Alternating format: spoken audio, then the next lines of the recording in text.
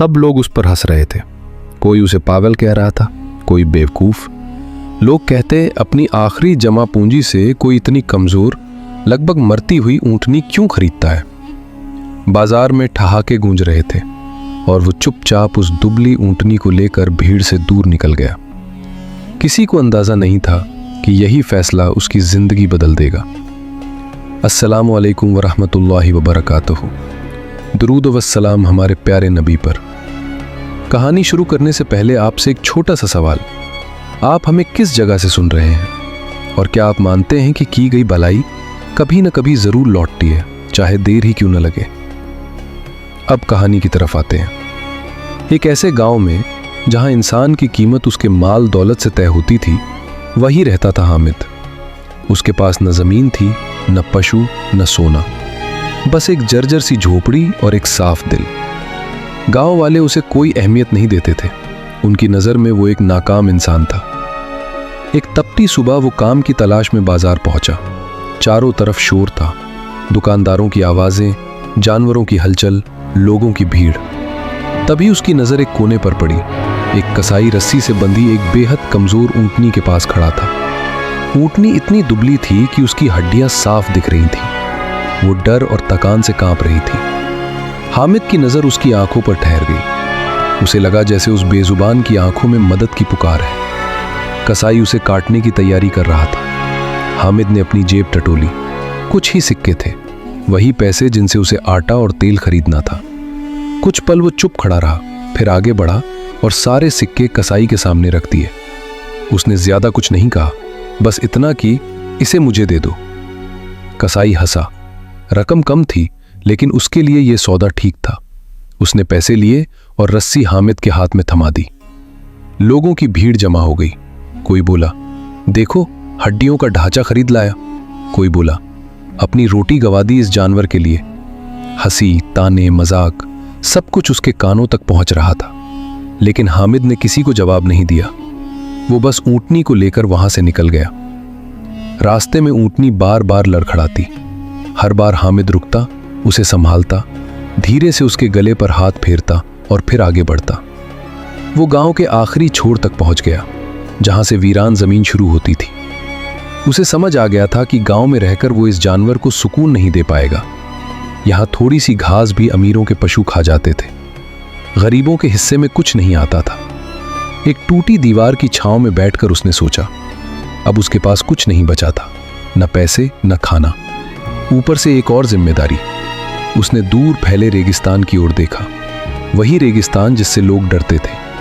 अचानक उसके दिल में एक ख्याल आया, जोखिम भरा लेकिन उम्मीद से भरा। उसने तय कर लिया वो हार नहीं मानेगा।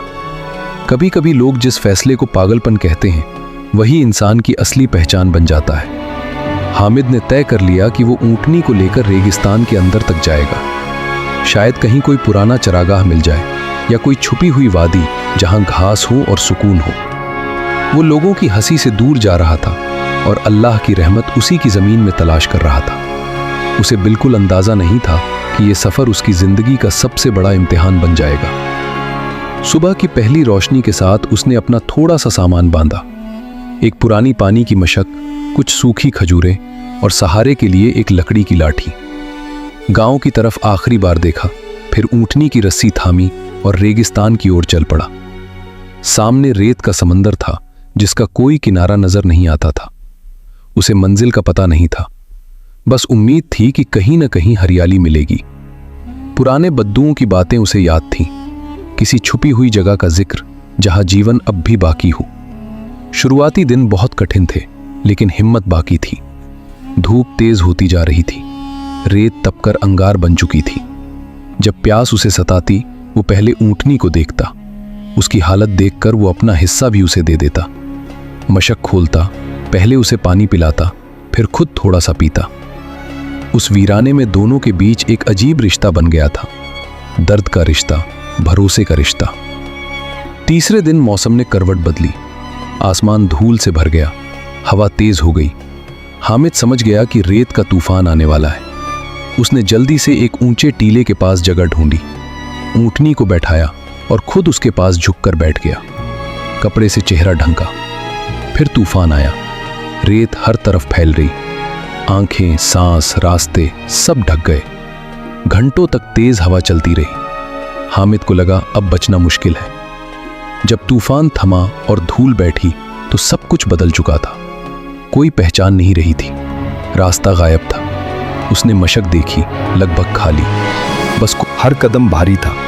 रेत जल रही थी, सांस टूट रही थी, लेकिन वो रुक नहीं सकता था। ऊंटनी बिना इधर उधर देखे सीधी काली चट्टानों की तरफ बढ़ रही थी। आखिर वे उस पथरीले इलाके तक पहुंच गए। चारों तरफ सन्नाटा था। काली चट्टानें धूप में और भी सख्त लग रही थी। न घास, न पेड़, न पानी का कोई निशान। हामिद के दिल में गहरी निराशा उतर आई। क्या ये सफर यहीं खत्म होना था? क्या वो उम्मीद के सहारे बस यहां तक पहुंचा था? वो थक कर घुटनों के बल बैठ गया और अपनी पीठ एक सख्त चट्टान से लगा दी। उसके पास अब बस इंतजार था, या तो कोई रास्ता खुले या कहानी यहीं खत्म हो जाए। वो अब चुप बैठा था। उसे लगा बस अब यहीं अंत है। लेकिन ऊंटनी नहीं रुकी। वो पहाड़ के नीचे दो बड़ी चट्टानों के बीच एक संकरी दरार की ओर बढ़ी। उसने जमीन को सूंघना शुरू किया, फिर अचानक बैठ गई और अपने आगे के खुरों से रेत खोदने लगी। पहले धीरे, फिर तेज। रेत और कंकर चारों तरफ उड़ने लगे। हामिद थका हुआ देखता रहा। उसमें रोकने की ताकत नहीं थी। कुछ ही देर में गड्ढा गहरा हो गया। तभी आवाज बदली। अब खुर सूखी रेत पर नहीं, कुछ ठोस चीज पर लग रहे थे। ऊंटनी ने खुदाई रोकी और अपना मुंह गड्ढे में डाला। हामिद किसी तरह घिसट कर पास पहुंचा। उसने नीचे झांका। रेत गीली थी और फिर चट्टानों के बीच से पानी रिसने लगा। कुछ ही पल में एक छोटा सा साफ झरना फूट पड़ा। ठंडा चमकता हुआ पानी। हामिद की आंखों से आंसू निकल पड़े। वो और ऊंटनी दोनों पानी की तरफ झुक गए। उन्होंने जी भरकर पानी पिया, जैसे सूखी रगों में फिर से जान दौड़ गई हो। हामिद ने चेहरा धोया, फिर सजदे में झुक गया। उसके दिल में सिर्फ शुक्र था। जब हालात थोड़ा संभले, उसने देखा कि पानी का बहाव कुछ पत्थरों से रुका हुआ है। उसने रास्ता साफ करना शुरू किया ताकि पानी जमा हो सके। मिट्टी और कंकड़ हटाते हुए उसने एक मध्यम आकार का पत्थर उठाया। तभी धूप किसी चीज से टकराकर चमकी। वो ठिठक गया। उसने कीचड़ से लिपटा एक भारी टुकड़ा उठाया, पानी में धोया और हैरान रह गया। वो साधारण पत्थर नहीं था, वो सोने की कच्ची शिरा थी, चमकती हुई। उसने आसपास और खोदा। ऐसे ही और टुकड़े मिले। अब साफ था, ये जगह सिर्फ पानी का स्रोत नहीं, बल्कि पुराने खनिज भंडार की निशानी थी। हामिद कुछ देर खामोश बैठा रहा। एक तरफ हाथ में पानी, दूसरी तरफ सोना। उसने ऊंटनी को देखा, जो अब सुकून से घास चर रही थी। उसने उसे बचाया था और उसी ने उसे बचा लिया। लेकिन उस पल उसके दिल में सबसे ज्यादा खुशी सोने की नहीं थी। उसे पानी की आवाज सबसे खूबसूरत लगी। उसने समझ लिया कि उसे यहां सिर्फ दौलत के लिए नहीं लाया गया। शायद उसे इस जगह को जिंदा करना था, ताकि जो भी यहां से गुजरे प्यासा न मरे। उसने फैसला किया कि वो गांव वापस नहीं जाएगा। न बदला, न शिकायत, बस काम। उसने झरने के पास पत्थर जोड़कर एक छोटा हौज बनाया ताकि पानी जमा हो सके। मिट्टी और टहनियों से एक साधारण सा आसरा बनाया। दिन बीतते गए। ऊंटनी की हालत सुधरने लगी। उसका शरीर भर गया। उसकी चाल में ताकत आ गई। एक दिन दोपहर को उसने दूर धुंधली सी हलचल देखी। वो एक व्यापारी काफिला था। लोग और जानवर बेहद थके हुए थे, प्यास से बेहाल। हामिद तुरंत पानी लेकर उनकी तरफ बढ़ा। उन्हें झरने तक लाया। एक एक कर सबको पानी पिलाया, उनके जानवरों को भी। व्यापारी हैरान थे। उन्होंने पैसे देने चाहे, लेकिन हामिद ने मुस्कुराकर कहा, यह पानी मेरा नहीं है, ये सबके लिए है। मैं तो बस इसकी देखभाल कर रहा हूं। फिर भी वे खाली हाथ जाना नहीं चाहते थे। उन्हें समझ आ चुका था कि इस वीराने में यह जगह कितनी कीमती है और यह आदमी कितना सच्चा। व्यापारियों ने हामिद का शुक्रिया अदा किया। जाते समय उन्होंने उसे अनाज, कपड़े और जरूरी औजार भेंट किए। हामिद ने भी अपने पास मौजूद थोड़े से सोने से उनसे तंबू बनाने का सामान और कुछ बीज खरीद लिए। व्यापारी समझ गए कि यह आदमी साधारण जरूर है, लेकिन इस जगह की असली कीमत जानता है। धीरे धीरे खबर फैल गई कि रेगिस्तान के बीच एक मीठे पानी का झरना है, जिसकी देखभाल एक नेक इंसान करता है। काफिलों ने अपना रास्ता बदलना शुरू कर दिया। जो भी उधर से गुजरता वहीं रुकता। हामिद हर आने वाले की मदद करता। जो जरूरत होती देता, बदले में जो मिलता उससे वो और इंतजाम कर लेता। उसने झरने के आसपास छोटे छोटे घर बनाए ताकि मुसाफिर आराम कर सके, पानी के लिए नालियां खोदी, बीज बोए। कुछ ही महीनों में सूखी जमीन हरी होने लगी, खजूर के पेड़ उगाए, घास फैलने लगी। जहां कभी सन्नाटा था वहां अब रौनक थी। पास के कबीले भी आने लगे, कुछ लोग बसने की इजाजत मांगते। हामिद किसी को मना नहीं करता। वो जमीन बांट देता, मदद करता, जरूरी सामान खरीद कर देता। उसने कभी एहसान। जब वे शहर पहुंचे तो बड़े दरवाजे के सामने हामिद बैठा था। सादगी थी, लेकिन अब उसके चेहरे पर आत्मविश्वास और सुकून भी था।